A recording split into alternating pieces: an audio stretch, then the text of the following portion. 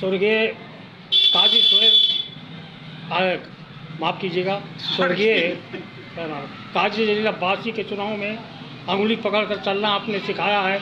जब जब मेरी नैया कहीं फंसती है तो एक गुरु हमारे आप हैं, सलाह लेना आपसे मजबूरियां हैं। जो कि जब 2011 में अवशेषपाल का चुनाव क्या नाम है, राहुल गांधी का दौरा हुआ, बाद में बात करें, और आपने कहा था कि राहुल गांधी से आपको मिला करके आपकी समस्याओं को हल कराएंगे। जब रात को सुबह जब हमने आपके पास फ़ोन किया तो आपने कहा कि हमको राहुल गांधी से मिलने ही नहीं दिया गया। कितनी बड़ी अफसोस की बात है। जो कि उस समय हमने मोहसिना किदवई जी से कांटेक्ट किया किसी तरीके से, वहाँ हमारा विज्ञप्ति राहुल जी जब गाड़ी क्रॉस कर रहे थे उस समय उस सीबीआई के इशारे पर गाड़ी रुकी, और उसके बाद में उन्होंने कहा कि सोशल वर्कर मिस्टर अजनबी प्लीज़ हेल्प फॉर यू। ये बहुत बड़ी बात उस अफसर ने कहा था, और हमने विज्ञप्ति देते हुए कहा कि शायद जो धन मंगाते वापस मंगा लेते। इस पर राहुल जी ने कहा इतना बड़ा इल्ज़ाम, हमने कहा नहीं मिलेगा तो लगाएंगे क्यों नहीं। जब उन्होंने सख्ती बरता तो 7-8 सीएमओ की हत्याएं हुई। गुलाम नबी आज़ाद ने कहा और सख्ती बरतोगे तो पार्टी बदनाम हो जाएगी।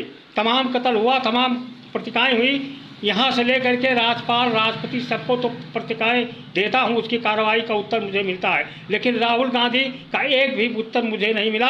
आप हमारे गुरु हैं, ऐसे परिस्थितियों में बताइए 86,000 करोड़ रुपए का गबन कर लूटा गया और तमाम हत्याएं हुई। 2017 में उत्तर प्रदेश के 2017 में फाइल एनआरएसएम का फाइल जला दिया गया और माया और अखिलेश को आज़ाद कर दिया गया। आप हमारे गुरु हैं, आप हमको ऐसा मार्गदर्शन दीजिए जिससे कि एनआरएसएम का सीबीआई जांच हो, समझ धन लोगों को मिले। यदि आपका आशीर्वाद नहीं मिलेगा तो मैं किस गुरु के पास जाऊं, किससे अज्ञानो, जो कि मैं पढ़ा लिखा नहीं हूँ। माननीय डॉक्टर चंद्रशेखर त्रिपाठी साहब। जनवी जी, एक शब्द आपने कहा मैं पढ़ा लिखा नहीं हूँ, लेकिन आपकी मेहनत, आपकी लगन, आपकी सोच, आपका पार्टी के संबंध में, समाज के लोगों को ऊपर उठाने के संबंध में जो कार्य दिखता है वो किसी भी पढ़े लिखे आदमी से कई गुना ज़्यादा है। नंबर 1। नंबर 2, कोई भी पार्टी हो, अगर नेता जनता से संपर्क नहीं कर पाएगा, अपने पार्टी के कार्यकर्ताओं को समुचित उत्तर नहीं देगा, उसके सुख दुख में खड़ा नहीं होगा, उसकी समस्याओं को नहीं सुनेगा, क्योंकि ज़्यादातर पार्टी के कार्यकर्ता पार्टी को ऊपर उठाने की ही समस्याएं करते हैं, अपने निजी लाभ के लिए कोई बात नहीं करते हैं। और मैंने तो आपको हमेशा देखा है कि आपने कोई निजी लाभ के लिए कभी कांग्रेस पार्टी से सहयोग नहीं लिया।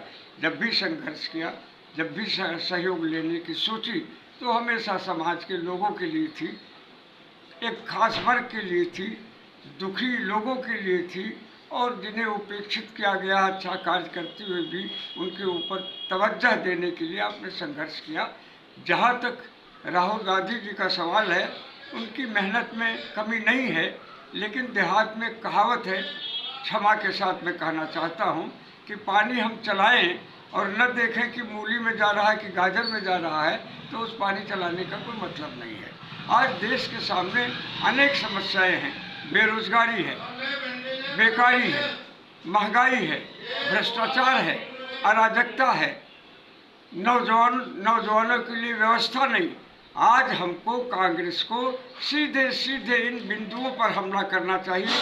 आप बताइए, जिस देश में 55 साल रिटायरमेंट की एज थी, 58 कर दिया, 60 कर दिया, 62 कर दिया, 65 करने जा रहे हैं, तो ये नौजवान तो 12-12, 16-16 करोड़ सड़कों पे घूमते रहेंगे। जिन्होंने जो नौकरी में हैं उन्हीं को आप नौकरी देते जाएंगे, रिटायरमेंट के बाद आप उन्हीं को फिर लगा देंगे, और जगहें निकाल कर 4-4 साल, 55 साल तक आप नियुक्ति नहीं करेंगे, कैसे बेरोजगारी दूर होगी। तो आज हमको कांग्रेस के नेता को, माननीय राहुल गांधी जी हों चाहे आप जैसे समर्थ नेता हों, आज हम सबों का ये कर्तव्य है कि हम ये दिखाएं कि इस देश को खड़ा किया जवाहरलाल नेहरू ने। इस देश में सुई नहीं बनती थी, इस देश में 8 साल का लड़का नंगा घूमता था, इस देश में 12-14 गाँव में अंग्रेजी का टेलीग्राम पढ़ने वाला नहीं था। सारे देश में नलकूपों की श्रृंखला बनाई, स्कूल कॉलेज खोले गए, उद्योग लगाए गए, भिलाई और जैसे बड़े बड़े स्टील प्लांट, लोगों को रोजगार मिला। और यहाँ तक कि कांग्रेस के ज़माने में 125 धर्मनिरपेक्ष देशों का भारत अगुवा था, प्रतिनिधित्व करता था, अध्यक्ष था। इतने नहीं, पोखरण में परमाणु विस्फोट कराकर कांग्रेस के ज़माने में हिंदुस्तान की ताकत से दुनिया को अवगत करा दिया गया था। आज हमें बताने की ज़रूरत है कि जिस हिंदुस्तान में सुई नहीं बनती थी, आज वहाँ तरक्की कदम चूम रही है। कौन कहेगा? पार्टी के लोग कहे, नेता कहे, हम कहे। और अगर हम खाली एक बिंदु पर चले गए, किसी पर्सनल अटैक करेंगे, तो उससे तो काम नहीं चलना है। दूसरे, पार्टी में अनुशासन नहीं है, कोई जांच पड़ताल नहीं है। ऐसे ऐसे अध्यक्षों को आपने बना दिया है जो जानते ही नहीं किसी को, न उसको कोई जानता है। कैसे खड़ा कर दोगे पार्टी? ऐसे तो नहीं खड़ा होगी।